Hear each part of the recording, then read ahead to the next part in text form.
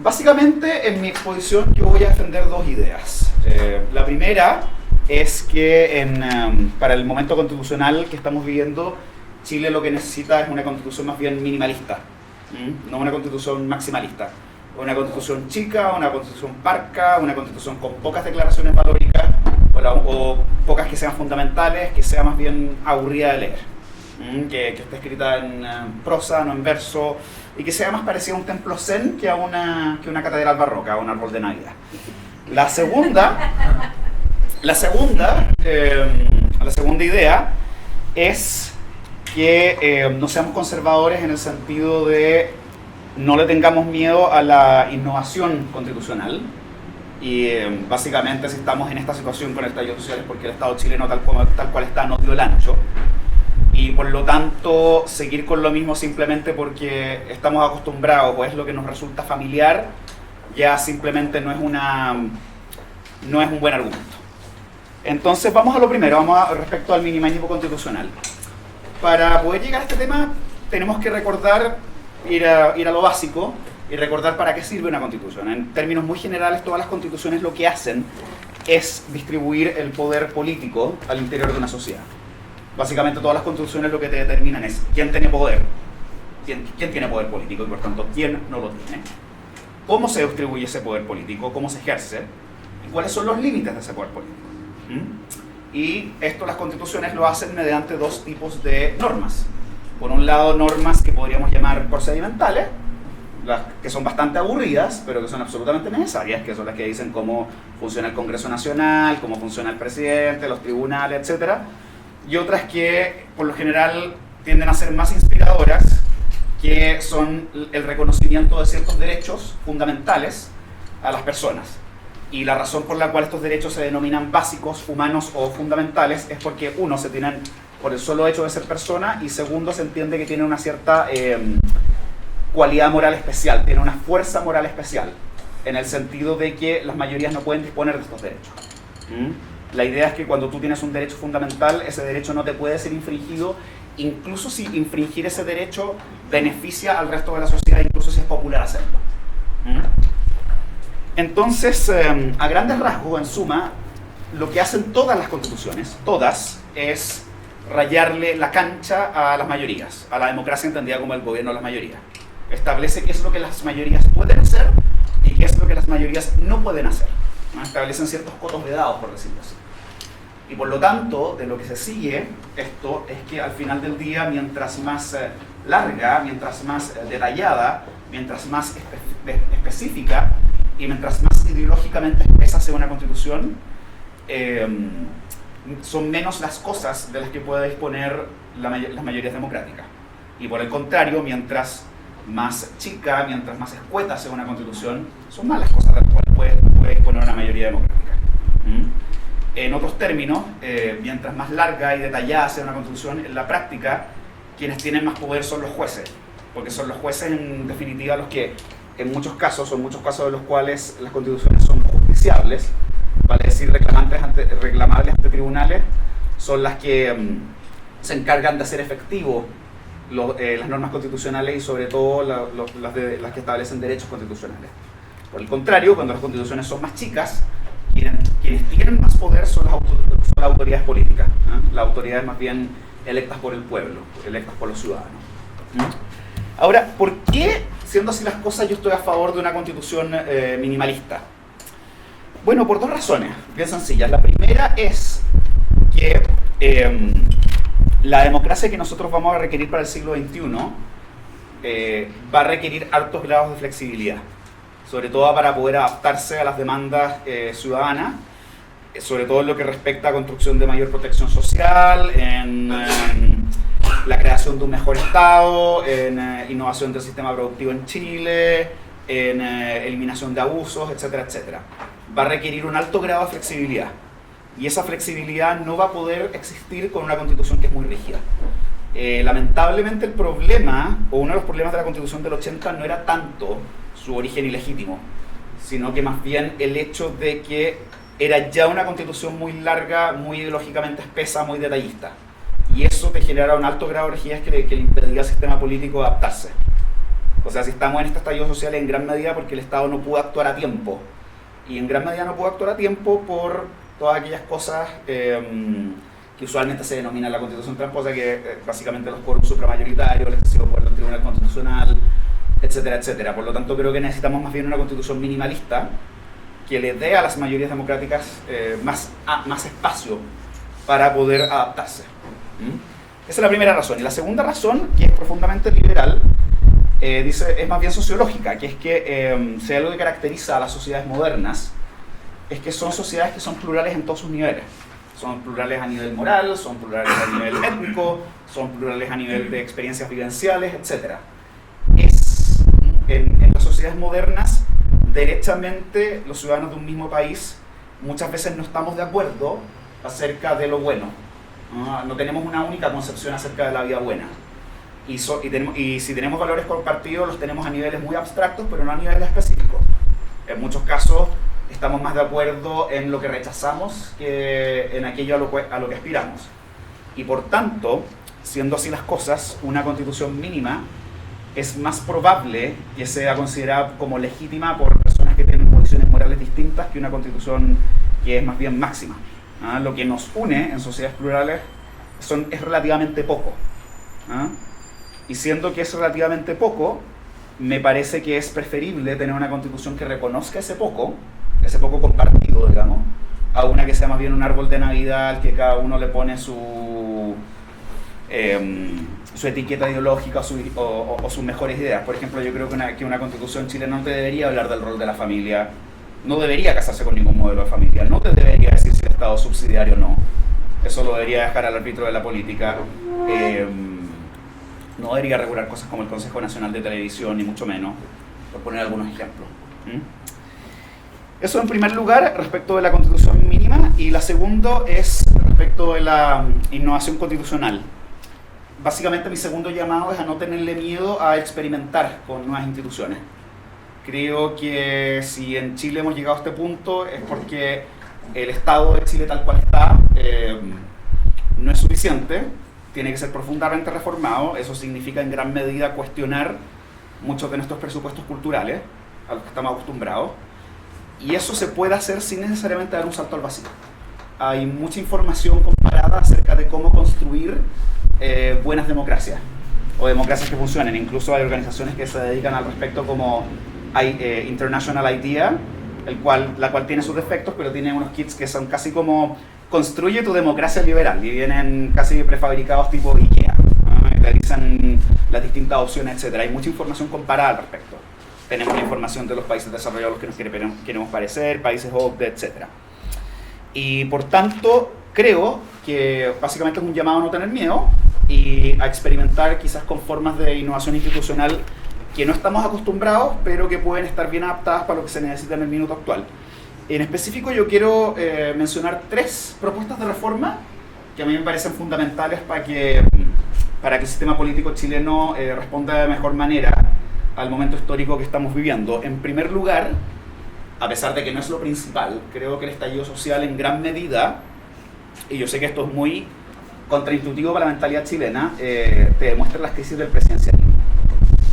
O sea, hagamos un ejercicio mental. Si en Chile, en el momento actual, tuviésemos un sistema parlamentario o semiparlamentario, probablemente lo que habría ocurrido, en caso que Sebastián Piñera hubiera sido un primer ministro, es que la Cámara de Diputados ya lo habría censurado y reemplazado por otro, o si no, en caso de que el conflicto sea muy grave, se habrían convocado elecciones anticipadas. Lo mismo habría ocurrido en un sistema semipresidencial si el primer ministro hubiese sido el señor Chadwick. Y eso es una de las grandes ventajas que tienen los sistemas parlamentarios y los sistemas semipresidenciales por sobre los presidenciales. Como el gobierno en gran medida depende de la confianza parlamentaria y es elegido entre los parlamentarios, pueden haber ministros que no sean parlamentarios, pero no necesariamente. Lo que ocurre con el sistema es que hay válvulas de escape, o el sistema te permite la flexibilidad suficiente para tener válvulas de escape en momentos de crisis graves. Y esas válvulas de escape te permiten reconducir la situación política quizás de una mejor manera. Ahora, quizás el tema del estallido social no se habría resuelto, pero por lo menos habrías comprimido la situación. En cambio, actualmente vamos a tener que esperar hasta el año 2021 antes de que haya un cambio de gobierno. Por lo tanto, creo que es importante tomar en consideración el reemplazo del sistema presidencial chileno por uno parlamentario o semiparlamentario. Yo sé que muchos me van a decir que les carga la experiencia parlamentarista chilena, pero ese sistema tenía muchos defectos. A ver, primero no era un sistema parlamentario, de verdad. Y lo segundo, todos esos defectos ya se han tratado en derecho comparado, no es necesario inventar la rueda. Hay muchas formas de evitar los abusos de ese sistema, ¿no? Eso en primer lugar. En segundo lugar, creo que es necesario reformar el TC y recortarle algunos de sus poderes. Yo no soy contrario al control de constitucionalidad de las leyes. Tiene que existir. Creo que es un mecanismo que es importante para proteger los derechos fundamentales de todos y especialmente a las minorías vulnerables. Sin embargo, a la hora de diseñar cualquier sistema de control de constitucionalidad hay que tomar en cuenta tres cosas. La primera es que los tribunales constitucionales tienen un poder que es muy grande. Te pueden invalidar una ley pasada por un parlamento democráticamente electo. Lo segundo que hay que tomar en cuenta es que la pluralidad ideológica y moral de la sociedad chilena también se manifiesta en sus jueces y necesariamente va a permear la forma en que ellos interpretan la Constitución. Y eso por una razón muy sencilla: las constituciones sí o sí están redactadas en términos que son poco específicos, que son vagos y que son indeterminados, y por lo tanto tienen que ser complementadas. Y a la hora de ser complementadas mediante la interpretación constitucional, obviamente que el juez no se puede llegar y sacar las antojitas ideológicas, aun cuando quiera. Eso es lo segundo. Y lo tercero es que a diferencia de los ciudadanos, a diferencia de las autoridades electas, los jueces no son responsables de los ciudadanos. No los podemos, justamente la idea de que sean independientes es que no respondan ante las preferencias, ante los juicios políticos ciudadanos. En cambio, a los otros hay control, hay accountability, como se dice.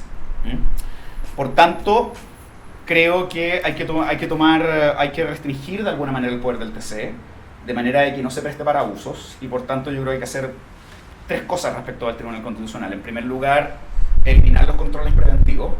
Gran parte de los abusos o de la acusación del Tribunal Constitucional actuada como tercera cámara se debía a los controles preventivos. Lo segundo, que puedan invalidar leyes, pero que no puedan hacerlo por mayoría al interior del tribunal, sino que por una supramayoría. Bueno, de eso se trata mi tesis de doctorado, digamos.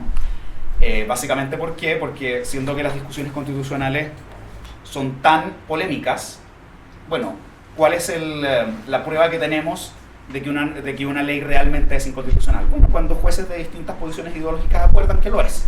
¿Y cuál es la forma de asegurar eso? A través de una supramayoría.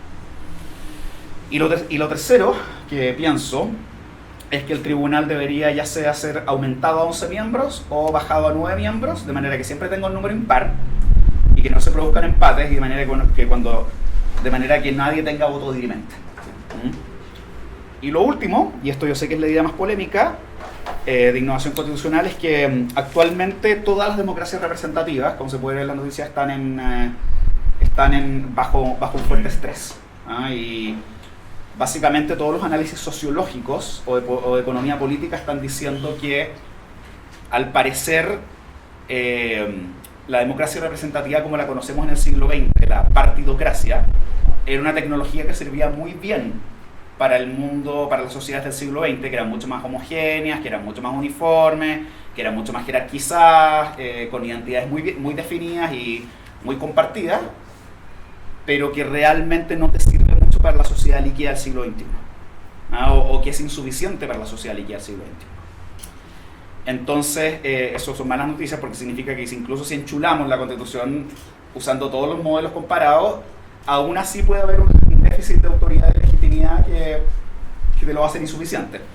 Entonces creo que es necesario considerar muy seriamente todos los experimentos de democracia deliberativa que se han hecho en los países desarrollados en los últimos años, y tomar muy seriamente la idea de complementar las asambleas electas por voto, tales como la Cámara de Diputados, los consejos regionales, los consejos municipales, etc., con asambleas elegidas como se elegía antiguamente en la antigua Grecia, en la antigua ciudad italiana, y como se ha hecho en muchos países desarrollados, que es asambleas de ciudadanos electas por sorteo. Y con reglas claras de deliberación que impidan asambleísmo, etc., de manera que haya mayor comunicación, de manera que por un lado haya mayor participación ciudadana, pero por el otro lado asegurando que esa participación ciudadana sea en una forma que sea deliberada, con reflexión racional, no en base simplemente a la primacía de las emociones, etcétera, etcétera, ¿no? Por un lado, estamos un poco entre la espada y la pared. Por un lado, los partidos políticos son insuficientes, por el otro lado, no es posible establecer, o no parece viable establecer democracias directas permanentes, simplemente porque los plebiscitos son manipulables, la mayoría de la gente puede no estar interesada, hay todo un tema de distribución de preferencias ahí, no es claro cuándo un plebiscito es representativo, etcétera, etcétera. Y creo que una alternativa que es viable son los experimentos de democracia deliberativa a través de estas asambleas electas por sorteo. Eso es lo que tenía que decir. Espero que les haya gustado. Cualquier tipo de comentario, pregunta, observación, insulto, bienvenido. Eso. Oye, muchas gracias, Cristóbal. Ya, entonces los dejo con Ignacia Gómez, la presidenta de Ciudadanos. Súper interesante, Cristóbal, lo que nos acabas de exponer, y además que es en el momento preciso y perfecto donde tenemos que empezar a replantearnos tantas cosas. Una de ellas es qué vamos a hacer y cómo vamos a contribuir. En el caso mío, yo soy presidenta de Ciudadanos, por lo tanto, desde el proyecto que me toca dirigir, cómo podemos contribuir en este debate público para construir lo que se llama, lo que dicen ahora, nuestra futura casa de todos, que no es algo menor, es algo realmente históricamente muy importante lo que estamos viviendo hoy día.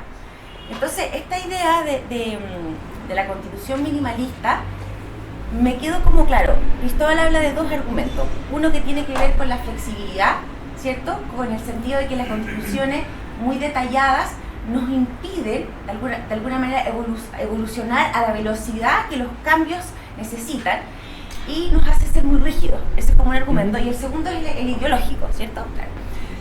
Con respecto a lo primero, un comentario respecto a cada uno. Yo quiero complementar lo que él dice de la rigidez, porque a mí me toca trabajar en el sector público hace muchos años, trabajé también en la Fiscalía y en el Ministerio de Economía. Entonces, tenemos esta constitución que en los artículos 6 y 7 te dice los órganos del Estado tienen que sujetar su actuar a la Constitución y a las leyes, y ese es el principio de legalidad. Que sumado a lo que es en derecho público los órganos del Estado solamente pueden hacer aquello que una ley te permite, ¿ya? A diferencia de lo que es en derecho privado, que los privados pueden hacer todo a menos que una ley te lo prohíba, ¿ya? Entonces, ¿por qué esto es importante? Porque se junta también con los quórum, ¿cierto? Con los famosos quórum. Entonces, los quórum, cómo el Estado diseña sus reglas, son a través de leyes de quórum calificado o leyes orgánicas constitucionales. Y esas leyes orgánicas constitucionales tienen un quórum de 2/3. Si yo me acuerdo, trabajar... 4 séptimos. 4 séptimos, perdón. 4 séptimos. Perfecto, maravilloso, me están olvidando. Pero son quórum alto, las leyes orgánicas constitucionales, que son donde se vayan las plantas de todos los ministerios, todos los servicios públicos, etc. Si yo me acuerdo trabajando en el Ministerio de Economía, teníamos nuestra orgánica constitucional del año 50. Todavía sigue, obviamente, esa misma orgánica. Entonces, el orgánico hoy día del Ministerio de Economía, uno lee que tenemos todavía facultades que son fijar las tarifas del transporte, totalmente desactualizada. Obviamente eso se ha ido como derogando tácitamente. Pero ¿qué pasaba cuando el Ministerio de Economía tenía que empezar a implementar políticas de innovación? Y se crea la división de innovación en el Ministerio de Economía. Entonces, ¿cómo lo hacemos? Pucha, porque en Contraloría tenemos que hacer un programa de innovación, pero no está en la orgánica.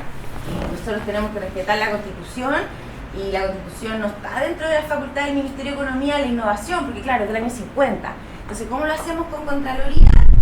La misión del Ministerio de Economía. Entonces, en la página web, no estoy mintiendo que esto es así, está la misión del Ministerio de Economía hoy día, en donde soñamos con un mundo mejor, y ese mundo mejor tiene innovación, emprendimiento y una serie de cosas. Entonces, por ahí uno como que la agarra media como abogado para que las políticas que diseñe un ministerio tan importante como el Ministerio de Economía no caiga en esta inconstitucionalidad de no sujetarse a la ley. Y esto uno lo empieza también a ver mucho en la coordinación de los ministerios. Hoy día el diseño política pública es muy interrelacionado, entonces tú requieres mucha contribución y colaboración por parte de un Ministerio de Economía, por parte de un Ministerio de Vivienda, de Urbanismo, Desarrollo Social. Entonces, ¿qué empieza a pasar? No, que no está en orgánica, es que, entonces yo llego hasta acá, entonces llegan los fiscales y es una cosa complejísima. Entonces, al final, el Estado no colabora. El Estado, y ahí por ahí hay un principio en el Estatuto Administrativo que habla de la colaboración del Estado, entonces como que uno se agarra por ahí para poder no caer en una ilegalidad, en algo tan importante como infringir una constitución, al momento de tú poner al servicio el estado de la persona, que es lo que requiere un dinamismo, requiere... Y bueno, entonces yo quiero complementar el argumento como de la rigidez, que son estas cosas prácticas del día a día, en donde los que trabajamos en el sector público nos vemos enfrentados a esta incapacidad de poder estar de acuerdo a las necesidades de los tiempos.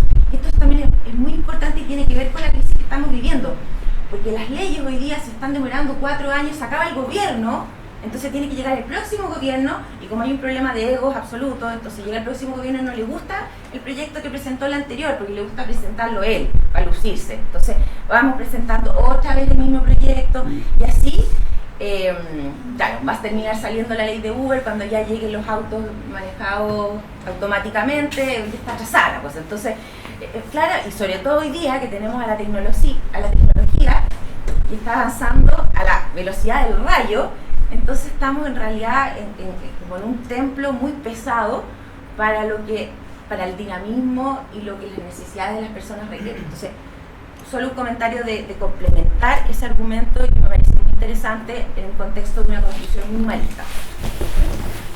Donde sí tengo más y muy abierta a ser convencida y muy abierta a que estas discusiones nos enriquezcan y nos permitan de alguna manera viendo cuáles son los mejores caminos. En el tema ideológico, esto de no decir nada, porque ¿qué es lo que es el tema ideológico? Ya, el corazón de la constitución de nosotros está ahí impregnado con ese principio, ¿cierto?, de la subsidiariedad del Estado, en donde, ¿qué es lo que dice el principio de subsidiariedad del Estado? Míralo como dice, es como, en simple, yo Estado solamente hago si tú no quieres o no puedes hacer, privado, ¿cachai? O sea, yo hago solo si tú no quieres, o sea, es súper individualista, es como yo encuentro fuerte esto del principio de la subsidiariedad del Estado, que el Estado solamente haga si el privado no quiere o no puede. Entonces, efectivamente, ese es un principio claramente muy ideologizado y que está presente en el corazón de la Constitución del 80. Yo creo que es una de las razones importantes por las cuales deberíamos estar a favor de reformarla, ¿ya? ¿Y por qué creo que ese principio es totalmente insuficiente hoy día? Primero, porque veo que el privado, o sea, por 2 razones. Primero, porque el Estado le ha fallado a la ciudadanía en algo que es básico. Salud, educación. Falló el Estado. O sea, y eso uno lo ve mucho en regiones, cuando me pasa mucho en regiones, que realmente es doloroso. Es doloroso ver cómo el Estado nos falló a las personas en algo tan básico como no darle salud, porque la gente se muere. Fin, literalmente en regiones pasa así, no hay especialistas, la gente se muere esperando. Eso es la realidad, ¿sabes? Entonces, esto de no decir nada, minimalistamente hablando, igual tengo la sensación de que deberíamos decir algunas cosas. Y esas cosas yo no sé si eso va o no en contra de lo que es una constitución minimalista. Y creo que al menos deberíamos decir que el Estado debería tener un rol preponderante, ¿cierto?, en garantizar ciertos derechos sociales de las personas. Y eso ya tiene que ver más como con un Estado, ahí me puedes corregir, porque no soy experta en esto, pero si es un Estado social de mercado o avanzar hacia un sistema en donde el Estado aparezca en la Constitución que se tiene que hacer cargo de al menos estas cosas básicas para las personas. Y no decir nada, no sé si sea lo mejor. Pero, por otro lado, si me preguntan a mí, yo siento que hoy día, como seres humanos y a nivel planetario, no solamente a nivel en Chile, nosotros estamos en un momento de buscar respuestas, de un para dónde vamos, de un cambio de paradigma en donde ya como el sistema neoliberal y capitalismo extremo ya no es suficiente, y tampoco es suficiente un sistema comunista, como que los dos sistemas quedaron ya en jaque, pero faltan como miradas de cómo vamos a obtener mejores respuestas, para dónde vamos, cuál es ese cambio de paradigma, por qué lo reemplazamos, ¿me entiendes? Entonces, y esto es algo que yo siempre he creído hace mucho tiempo atrás, yo creo que yo hago, solo si tú no haces, yo creo que tiene que empezar a cambiarse por hagamos juntos, ¿ya? El Estado tiene que tener cierto rol garante para algunos derechos sociales, pero en todo lo que la ciudadanía hoy día nos está demandando, es muy importante el rol que tiene el sector privado y la sociedad civil en este caminar juntos con el Estado, donde el Estado tiene que tener un rol muy articulador para generar planes estratégicos de largo plazo, en donde solucionemos juntos las demandas sociales y ambientales. Eso es clave. Entonces, ese para dónde vamos, que para mí es algo que me moviliza hace mucho tiempo, claro, es algo que pienso yo y a lo mejor podría convencer a ciudadanos o a algunas personas políticas, pero de ahí a decir que poner algún principio colaborativo, por ejemplo, la Constitución, no sé si sea lo mejor, porque de hecho estamos en un momento de preguntas, donde hay más preguntas que respuestas, donde probablemente vamos a evolucionar como seres humanos a otro sistema que no sabemos muy bien para dónde vamos. Entonces, ahí me hace mucho sentido lo que dice Cristóbal de no decir nada, ¿entiendes? Entonces, que a lo mejor nos va a permitir a muchos sentirnos parte y ir proponiendo soluciones que se vayan adaptando a la evolución histórica que en el momento en que estamos hoy día. Entonces, tengo ahí mi duda de no poner nada, creo que hay cosas que sí deberíamos repensar, sobre todo por este rol más social del Estado, pero por otro lado me abro también a que a lo mejor dejar esto abierto permitiría algunas reflexiones como aquella que le estoy diciendo de cómo podríamos avanzar, por ejemplo, hacia algo más colaborativo. Eso. ¿Procedemos al segundo comentario o yo respondo? Pasemos al comentario Perfecto. de Luis Sí. Felipe. Okay. Muchas gracias, Ignacio. Muchas gracias. Los dejo con Luis Felipe, el presidente del Partido Liberal, y antes, solo una cosita que se me olvidó, agradecerle a Ramsey, que es el autor intelectual de esta charla. Enorme Ramsey. Bueno, muchas gracias. Bueno, también quiero partir agradeciendo felicitando a Red Liberal por esta actividad. Siempre un gusto poder compartir con ustedes, por compartir también con Ignacio, y también la oportunidad también de conocer y también conocer el trabajo también de Cristóbal. Es una conversación que ciertamente es muy necesaria como oportuna. Por supuesto, estamos viviendo una oportunidad que diría que es única, ¿no? Seguramente única en nuestra historia, en la historia de Chile, pero también creo que es una oportunidad también, o un caso también que también es bastante único, o al menos especial en la historia del mundo. No sé si existe un proceso constituyente que tenga las mismas características que está teniendo esto. O sea, te consultan si quieres cambiar la constitución o no, a través de un plebiscito, también del orden en que quieran hacerlo, plebiscito de salida, etc. Y a propósito de las características que tiene este proceso constituyente, me voy a tomar de dos para conectarme con el minimalismo y la innovación constitucional, que es la hoja en blanco y los 2/3. Cuando se nos planteó en este momento la primera vez la posibilidad de tener una nueva constitución a través de hoja en blanco y 2/3, a mí el tío lo primero que se me vino a la cabeza fue una constitución mínima. Creo que surge como una opción natural, porque lo que necesitas es, por supuesto, con 2/3 es los acuerdos más amplios posibles. Está bien, me parece que es correcto que haya sido a través de 2/3, no a través de 3/5, lo que en un momento se estuvo discutiendo en la oposición, básicamente. Porque justamente de aquí en adelante lo que tenemos que hacer, bueno, una constitución son el consenso de personas libres, iguales en dignidad y derechos sobre los principios más básicos de justicia, sobre los cuales se relacionan las personas y sobre el cual se estructura el Estado que va a servir a esas personas. Y en ese sentido, además también es muy importante porque venimos saliendo de un conflicto constitucional y de aquí en adelante vamos a tener que asegurar gobernabilidad sobre gobiernos de distintos signos, donde ahora las elecciones van a ser muy importantes, van a ser muy distintas porque van a poder ir en distintas direcciones y necesitamos algo todos, algunos principios comunes sobre los cuales decir, bueno, al menos estamos de acuerdo en esto, ¿no? Porque esa es efectivamente lo que uno es la casa de todos, como decía Ignacio. Y Y bueno, y ahí en ese sentido surge el minimalismo constitucional como algo casi, yo diría, como natural. Y quisiera orientar aquí la exposición que quiero hacer, más que nada, y también para no repetirme con algunos puntos que inauguró Cristóbal y también que continuó Ignacia, más o menos planteando cuáles son los puntos que yo creo que a lo mejor son un desafío para el minimalismo constitucional.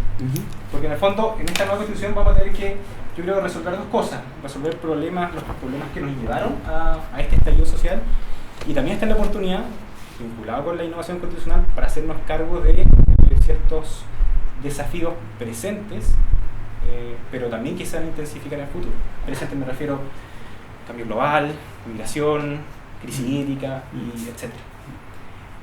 Entonces, bueno, yo identifico más o menos algunos elementos que me gustaría ir nombrándolos para ir más o menos viendo si es que el minimalismo constitucional o la innovación constitucional ahí pasa el cheque o no, para ver más o menos cómo se nos va inflando. Claro. El primero es que el problema de la concentración de poder. Ahí, el problema de la concentración de poder es algo que derechamente el minimalismo constitucional pasa el cheque. O sea, resolver ese problema yo creo que es algo que tiene que hacer toda constitución. Nosotros del Partido Liberal lo que pensamos es que la causa última de este estallido social es en última instancia la concentración de poder. Cuando hay concentración de poder y a grado de concentración de poder que existe en Chile, y me refiero a concentración de poder en la más variedad de tipos posible, o centralismo cultural, por ejemplo. Me estoy refiriendo, por ejemplo, a cosas como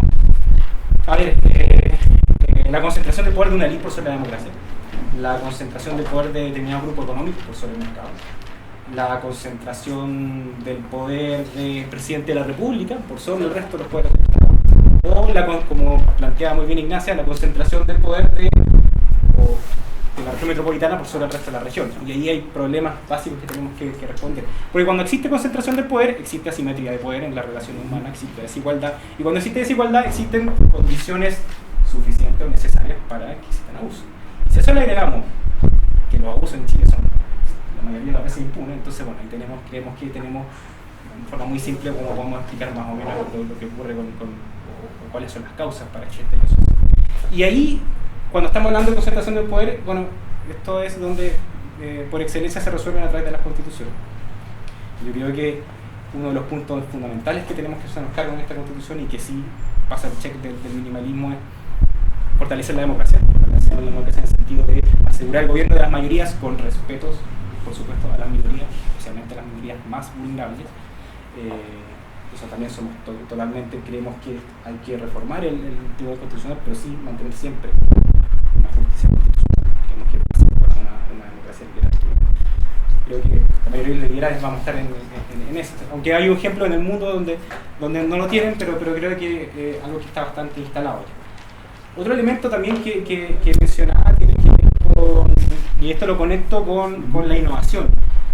Yo creo que también, a propósito de la concentración de poder del presidente respecto al resto de los poderes, nosotros tenemos un sistema ya presidencialista o hiperpresidencialista, como se dice, muchos poderes respecto de los poderes. Y creo que es una gran oportunidad para hablar de un sistema nuevo, un régimen nuevo, ya sea parlamentario, no sé si nos dé para tanto. No digo porque no crea tanto en el parlamentarismo, a mí personalmente me gusta. No sé si le vamos a poder explicar a las personas, ¿sabe que usted no va a votar por el presidente? Vamos a votar por los partidos y después los partidos van a elegir el presidente. O sea, creo que eso va a ser como bien difícil de explicar a las personas. Por eso evaluaría también un sistema presidencialista, pero creo que de todas maneras tenemos que jugar un carácter político para avanzar en algo distinto. Yo me jugaría por un sistema distinto, tal vez un sistema presidencialismo, porque como justamente decía Cristóbal, nos permite evitar problemas como los conflictos constitucionales, que son los que llevan a los mayores problemas que hemos tenido en la historia. Uno lo sabe bien Balmaceda cuando se enfrentó con su Congreso, cuando están enfrentados el Congreso. Allende tuvo otro de ese tipo, y últimamente también hemos visto también que el presidente con el Congreso ha tenido bastante discordancia. Creo que es una gran oportunidad para poder reformar eso y romper con esta tradición que hemos tenido.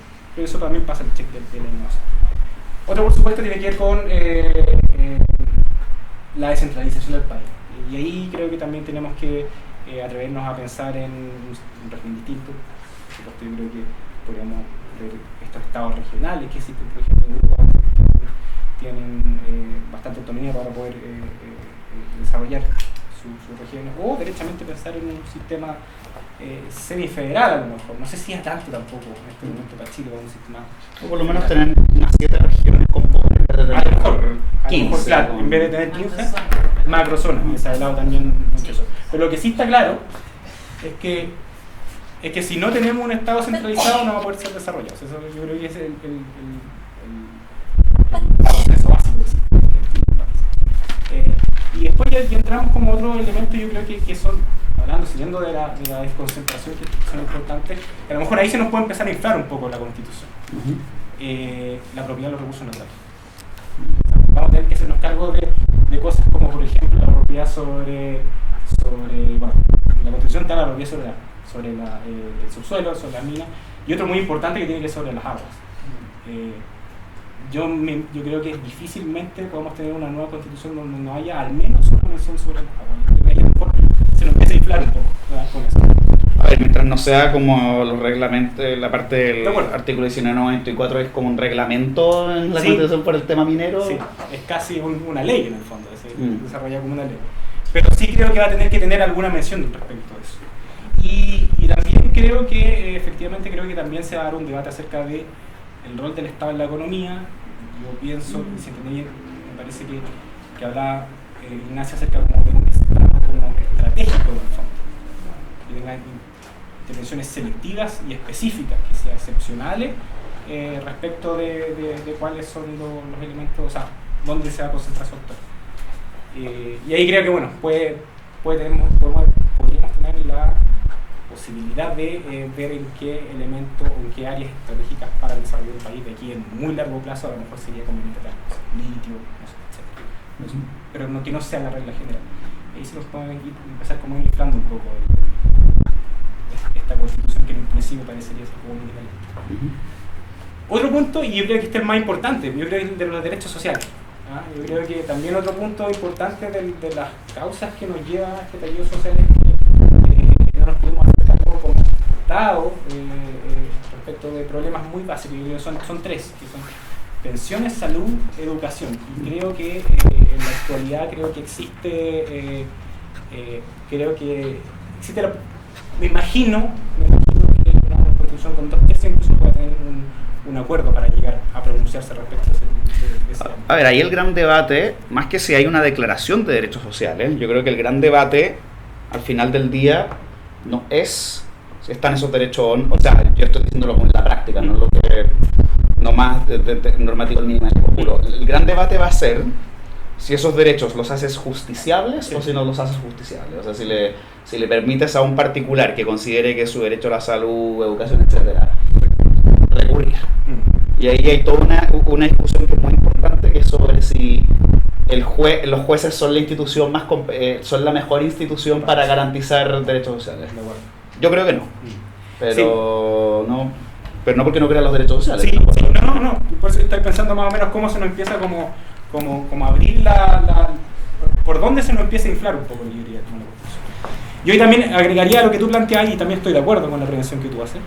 Yo agregaría también que en el fondo creo que lo importante es que además de la mención supone, yo creo parece que tenga una misión el Estado respecto a eso, donde establezca en el fondo que existe un interés público de que nadie pueda quedarse sin educación, sin determinados niveles de salud y también determinados niveles de pensiones, y que exista como un régimen de derecho público que lo garantice. Y que no necesariamente establezca cuáles son las formas en las cuales se va a proveer ese derecho. Y ahí tenemos que dejar, yo creo, una libertad al legislador o los gobiernos de turnos para que lo revise. Me imagino, de todas maneras, difícilmente que se puedan estructurar de acuerdo a una empresa como mercado, pero sí me imagino, a lo mejor a través, no sé, ya se prestan a través de Estado centralizado o a través de servicios públicos o a través de particulares, a través de un régimen público que sí les permita garantizar el territorio. Pero eso, yo creo que ahí hay otro punto importante que es básico, que nos va a permitir también, o que puede empezar a hacer que se empiece a inflar un poco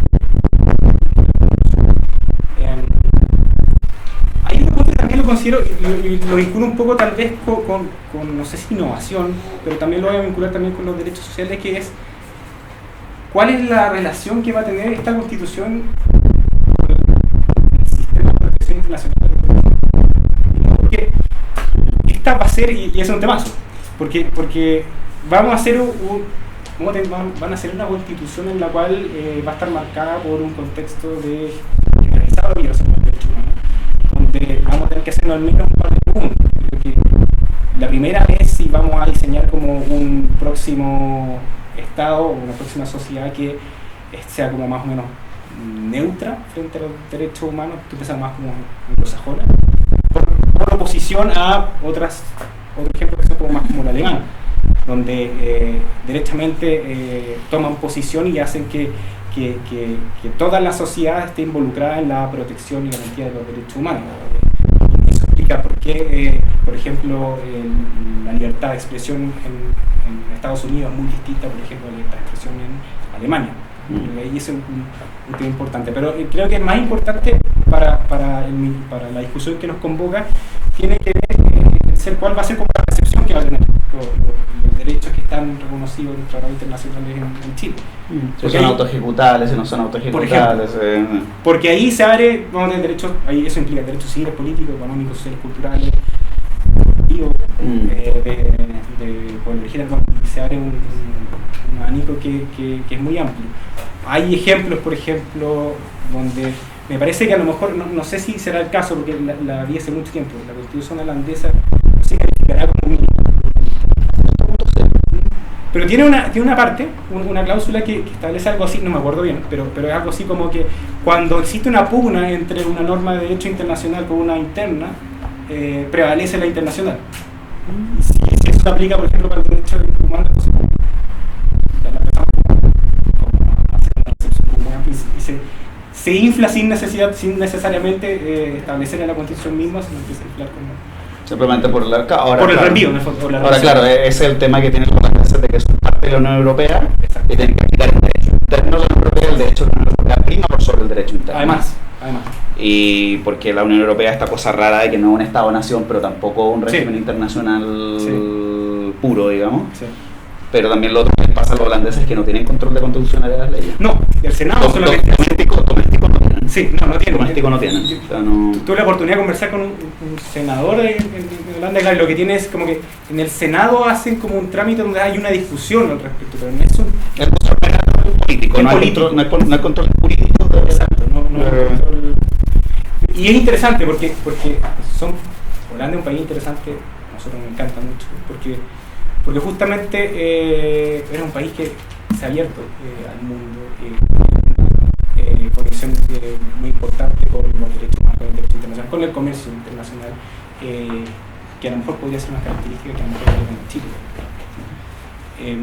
Y también quisiera conectar esto con otro elemento también que estamos pensando mucho, y solamente lo comparto con ustedes como una reflexión, más que como una propuesta específica, como una preocupación que tenemos, que es que creemos que a lo mejor el debate es como si es que en la próxima Constitución debiese haber un mandato, o no sé si mandato la palabra, pero sí una opción en la Constitución respecto a los gobiernos para que determinados temas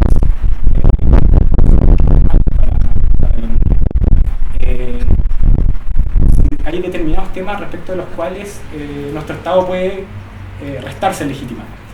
Estoy pensando como, por ejemplo, derechos humanos, cambio climático, migración. Lo conveniente es al menos enfrentarlos regionalmente, cuando no mundialmente. Y en ese sentido hablar, no de prohibir, por ejemplo, que no se pueda tomar esa decisión, porque por supuesto no es legítimo. Es legítimo que cada país pueda hacer la reflexión, pero sí a lo mejor